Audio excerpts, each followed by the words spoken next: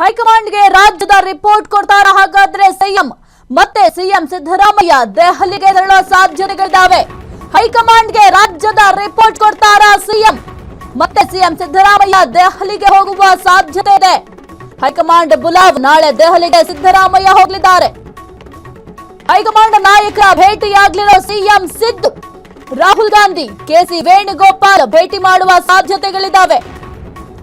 ರಾಜ್ಯ ರಾಜಕೀಯದ ಬಗ್ಗೆ ವರಿಷ್ಠರ ಗಮನಕ್ಕೆ ತರಲಿದ್ದಾರೆ ಸಿಎಂ ಸಿದ್ದರಾಮಯ್ಯ ಅವರು. ಸಂಪುಟ ಪುನರ್ರಚನೆಗೂ ಒತ್ತಾಯ ಮಾಡುವ ಸಾಧ್ಯತೆ ಇದೆ. ಈಗಾಗಲೇ ಮಂತ್ರಿಗಿರಿಗಾಗಿ ದೆಹಲಿಯಲ್ಲೇ ಶಾಸಕರು ಠಿಕಾಣಿಯನ್ನ ಹೂಡಿದ್ದಾರೆ. ಸಂಪುಟ ಪುನರ್ರಚನೆಗೆ ವರಿಷ್ಠರನ್ನ ಒಪ್ಪಿಸ್ತಾರ ಸಿದ್ದರಾಮಯ್ಯ ಅವರು? ಹಾಗಾದ್ರೆ ದಾವಣಗೆರೆ ಬೈ ಎಲೆಕ್ಷನ್ ಬಗ್ಗೆ ವರಿಷ್ಠರಿಗೆ ವರದಿಯನ್ನ ನೀಡ್ತಾರ? ಜಮೀರ್ ವಿಚಾರವಾಗಿಯೂ ಕೂಡ ಇನ್ನು ಹೈಕಮಾಂಡ್ ಜೊತೆ ಚರ್ಚೆ ಮಾಡ್ತಾರಾ ಎಂಬ ಪ್ರಶ್ನೆ ಕೂಡ ಸದ್ಯಕ್ಕಿದೆ. ಎಸ್ ಮಾರುತಿ, ಸದ್ಯಕ್ಕೆ ಸಿಎಂ ಸಿದ್ದರಾಮಯ್ಯ ಅವರು ನಾಳೆ ದೆಹಲಿಗೆ ಹೋಗಲಿದ್ದಾರೆ, ಹೈಕಮಾಂಡ್ ನ ಭೇಟಿ ಮಾಡ್ತಾರೆ. ಬಹಳ ಕುತೂಹಲಕ್ಕೆ ಕಾರಣ ಆಗಿದೆ ಈ ಒಂದು ಭೇಟಿ. ಏನೆಲ್ಲ ಅಪ್ಡೇಟ್ ಇದೆ ಒಂದು ವಿಚಾರಕ್ಕೆ ಸಂಬಂಧಪಟ್ಟಂತೆ? ಏನು ಈ ತಿಂಗಳಲ್ಲಿ 2 ಬಾರಿ ದೆಹಲಿಗೆ ಹೋಗ್ತಾರೆ ಎಂಬುದು ಕೂಡ ಚರ್ಚೆ ಆರಂಭವಾಗಿರೋದು. ಅಂದ್ರೆ ಇವತ್ತು ಕ್ಯಾಬಿನೆಟ್ ಮುಗಿದ ನಂತರ ನಾಳೆ ದೆಹಲಿಗೆ ಹೋಗಿ ಹೈಕಮಾಂಡ್ ನಾಯಕರ ಭೇಟಿ ಆಗುವ ಸಾಧ್ಯತೆ ಇರುವಂತದ್ದು ಅಂತ ಈಗ ಕಾಂಗ್ರೆಸ್ ನಲ್ಲಿ ಚರ್ಚೆ ಆಗಿರುವಂತದ್ದು ಮತ್ತೆ ನಮಗೆ ಮಾಹಿತಿ ಬಂದಿರುವಂತದ್ದು. ಯಾಕೆಂದ್ರೆ ಈಗಾಗಲೇ ಸಾಕಷ್ಟು ವಿಚಾರದಲ್ಲಿ ರಾಜ್ಯ ಕಾಂಗ್ರೆಸ್ ಸಾಕಷ್ಟು ಗೊಂದಲ ಕೊಡಿರುವಂತದ್ದು ಮತ್ತೆ ಸಂಕಷ್ಟ ಮತ್ತೆ ಅದೇ ರೀತಿ ಪಕ್ಷಕ್ಕೂ ಕೂಡ ಸಾಕಷ್ಟು ವಿಚಾರದಲ್ಲಿ ಮುಜುಗರ ಅನುಭವಿಸ್ತಾ ಇರುವಂತದ್ದು. ಒಂದ್ ಕಡೆ ಮುಸ್ಲಿಂ ನಾಯಕರ ಆಕ್ರೋಶ ಆಗಿರ್ಬೋದು ಮತ್ತೆ ಅವರ ತಲೆದಂಡ ಆಗಿರ್ಬೋದು, ಇನ್ನೊಂದ್ ಕಡೆ ಸಚಿವ ಸಂಪುಟ ಆಕಾಂಕ್ಷಿಗಳು ಕೂಡ ಈಗಾಗಲೇ ದೆಹಲಿಯಲ್ಲಿ 3 ದಿನಗಳಿಂದ ಬೀಡ್ಬಿಟ್ಟಿರೋದು. ಅಲ್ಲಿ ಕೂಡ ಹೈಕಮಾಂಡ್ ನಾಯಕರ ಬೇಡಿಕೆ ಸತತವಾಗಿ ಪ್ರಯತ್ನವನ್ನಗಳನ್ನ ಮಾಡ್ತಾ ಇರುತ್ತೆ. ಯಾಕೆಂದ್ರೆ ಅಲ್ಲಿಂದ ಸಚಿವ ಸ್ಥಾನ ಪಡೆಯದೆ ನಾವು ವಾಪಸ್ ಪಡೆಯಲ್ಲ ಅಂತ ಬರಲ್ಲ, ಮತ್ತೆ ಒಂದು ಸೂಚನೆ ಒಂದು ಸ್ಪಷ್ಟ ಸಂದೇಶ ನಮಗೆ ಹೈಕಮಾಂಡ್ ನೀಡದೆ ನಾವು ದೆಹಲಿಯಿಂದ ಬೆಂಗಳೂರಿಗೆ ಹೋಗಲ್ಲ ಅಂತ ಅಶೋಕ್ ಪಟ್ಟಣ ಆಗಿರ್ಬೋದು, ಈ ರೀತಿಯಾದಂತ ಏನೆಲ್ಲ 3-4 ಬಾರಿ ಆಯ್ಕೆಯಾದಂತ ಹಿರಿಯ ಶಾಸಕರು ಕೂಡ ದೆಹಲಿಯಲ್ಲಿ ಬೀಡ್ಬಿಟ್ಟಿರುವಂತದ್ದು. ಎಐಸಿಸಿ ಅಧ್ಯಕ್ಷ ಮಲ್ಲಿಕಾರ್ಜುನ್ ಖರ್ಗೆ ಅವರನ್ನ ಕೂಡ ಈಗಾಗಲೇ ಭೇಟಿ ಆಗಿರುವಂತದ್ದು. ಇದ್ರ ಬಗ್ಗೆ ಸಂಪೂರ್ಣವಾಗಿ ಮಾಹಿತಿಯನ್ನು ನೀಡಿದರು.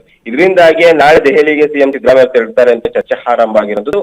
ಒಂದು ವೇಳೆ ಅಲ್ಲಿ ಹೈಕಮಾಂಡ್ ನಾಯಕ ಹೋಗಿದ್ದೇ ಆಗಿದೆ, ಅಲ್ಲಿ ಹೈಕಮಾಂಡ್ ರಾಹುಲ್ ಗಾಂಧಿ ಆಗಿರ್ಬೋದು ಮತ್ತು ವೇಣುಗೋಪಾಲ್ ಅವರನ್ನ ಭೇಟಿಯಾಗಿ ಸಚಿವ ಸಂಪುಟ ಪುನರ್ರಚನೆಗೆ ಒತ್ತಾಯ ಮಾಡುವ ಸಾಧ್ಯತೆ ಇರುವಂತದ್ದು. ಅಂದ್ರೆ ಈ 30ಕ್ಕೂ ಅಧಿಕ ಶಾಸಕರು ಈಗಾಗಲೇ ದೆಹಲಿಯಲ್ಲಿ ಇದ್ದಾರೆ, ಅವ್ರಿಗೊಂದು ಅವಕಾಶ ಕೊಡಿ, ಇಲ್ಲಾಂದ್ರೆ ಇದು ಮತ್ತಷ್ಟು ಬಿಗಾಯಿಸುತ್ತೆ. ಮತ್ತೆ ಕಾಂಗ್ರೆಸ್ ರಾಜ್ಯದಲ್ಲೂ ಕೂಡ ಸಾಕಷ್ಟು ಮುಜುಗರಕ್ಕೆ ಉಂಟಾಗುತ್ತೆ. ಕೇವಲ ಅಧಿಕಾರಕ್ಕೋಸ್ಕರ ಕಾಂಗ್ರೆಸ್ ನಲ್ಲಿ ಬಡಿದಾಟ ಆರಂಭ ಆಗಿದೆ ಅಂತ ಈಗಾಗಲೇ ಪಕ್ಷಗಳು ಆರೋಪ ಮಾಡ್ತಿದ್ದೇವೆ.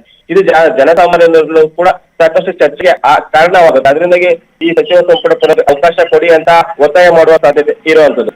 ಇನ್ನೊಂದ್ ಕಡೆ ಜಮೀರ್ ವಿಚಾರವನ್ನು ಕೂಡ ಒತ್ತಾಯ ಮಾಡುವ ಸಾಧ್ಯತೆ ಇರುವಂತದ್ದು. ಯಾಕೆಂದ್ರೆ ಈಗಾಗಲೇ ಜಮೀರ್ ಅವರು ರಾಜೀನಾಮೆ ಪಡೆಯಬೇಕು ಅಂತ ಸುಜವಲ ಸಿಎಂ ಸಿದ್ದರಾಮಯ್ಯ ಸೂಚನೆ ನೀಡಿದ್ರು. ಆದ್ರೂ ಇಲ್ಲಿವರೆಗೂ ಕೂಡ ಸಿದ್ದರಾಮಯ್ಯ ಯಾವುದೇ ರೀತಿ ಹೇಳಿಕೆಯನ್ನ ಕೊಟ್ಟಿಲ್ಲ. ಕೇವಲ ಜಮೀರ್ ಅವ್ರನ್ನ 2 ಬಾರಿ ಕರೆಸಿ ಸಂಪೂರ್ಣವಾಗಿ ದಾವಣಗೆರೆಯಲ್ಲಿ ಏನೆಲ್ಲ ಆಯಿತು, ನಿನ್ನ ಪಾತ್ರ ಏನಿದೆ ಎಂಬ ಬಗ್ಗೆ ಸಂಪೂರ್ಣ ಮಾಹಿತಿಯನ್ನು ಪಡೆದಿರೋದು. ಅವರು ಕೂಡ ಈ ಪಾತ್ರದಲ್ಲಿ ನಾನೇನಿಲ್ಲ, ಕೇವಲ ನಾನು ಕೇರಳ ಪ್ರಚಾರದಲ್ಲಿ ಭಾಗಿಯಾಗಿದ್ದೆ, ಹೈಕಮಾಂಡ್ ನಾಯಕರ ಸೂಚನೆ ಮೇರೆಗೆ ನಾನು ಕೇರಳದಲ್ಲಿ ಇದ್ದಿದ್ದು ಅಂತ ಕೂಡ ಸಮಜಾಯಿಷೆಯನ್ನ ಕೊಟ್ಟಿರುವಂತದ್ದು. ಇದರಿಂದಾಗಿಯೇ ಈ ವಿಚಾರ ಬಗ್ಗೆ ಮತ್ತೆ ಅವರ ಸಚಿವ ಸ್ಥಾನದಿಂದ ಕೈ ಬಿಡುವ ಬಗ್ಗೆ ಒಂದು ಸ್ಪಷ್ಟ ಸಂದೇಶ ಮತ್ತೆ ಅವರದ್ದು ಚರ್ಚೆ ಮಾಡುವ ಸಾಧ್ಯತೆ ಇರುತ್ತೆ. ಮತ್ತು ಮುಸ್ಲಿಂ ನಾಯಕರು ಏನ್ ಆಕ್ರೋಶಗೊಂಡಿದ್ದಾರೆ, ಈಗಾಗಲೇ ಇಬ್ಬರ ವಜಾದಿಂದ ಈಗಾಗಲೇ ಸಾಕಷ್ಟು ಜನ ಆಕ್ರೋಶಗೊಂಡಿದ್ದಾರೆ. ಇದು ಕೂಡ ಆದ್ರೆ ಮುಸ್ಲಿಂ ನಾಯಕರಲ್ಲೂ ಕೂಡ ತಪ್ಪು ಸಂದೇಶ ಹೋಗುತ್ತೆ, ಮತ್ತೆ ಟಾರ್ಗೆಟ್ ಮಾಡ್ತಿದ್ದಾರೆ ಕಾಂಗ್ರೆಸ್ ನಲ್ಲಿ ಮುಸ್ಲಿಂ ನಾಯಕರನ್ನ ಎಂಬ ಸಂದೇಶವೂ ಕೂಡ ಹೋಗುತ್ತೆ. ಅದರಿಂದಾಗಿ ಅವ್ರನ್ನ ಸಚಿವ ಸ್ಥಾನದಿಂದ ಕೈ ಬಿಡೋದು ಒಳ್ಳೇದಲ್ಲ ಅಂತ ಕೂಡ ಹೈಕಮಾಂಡ್ ನಾಯಕರಾದಂತಹ ರಾಹುಲ್ ಗಾಂಧಿ ಮತ್ತೆ ಅದೇ ರೀತಿ ವೇಣುಗೋಪಾಲ್ ಜೊತೆ ಚರ್ಚೆ ಮಾಡುವ ಸಾಧ್ಯತೆ ಇರುವಂತದ್ದು. ಒಟ್ಟಾರೆ ಸಚಿವ ಸ್ಥಾನ ಆಗ್ಲೇಬೇಕು ಅಂತ ಸಿದ್ದರಾಮಯ್ಯ ಕೂಡ ಒತ್ತಾಯ ಮಾಡುವ ಸಾಧ್ಯತೆ ಇರುವಂತದ್ದು ಸಾಹಿತ್ಯ.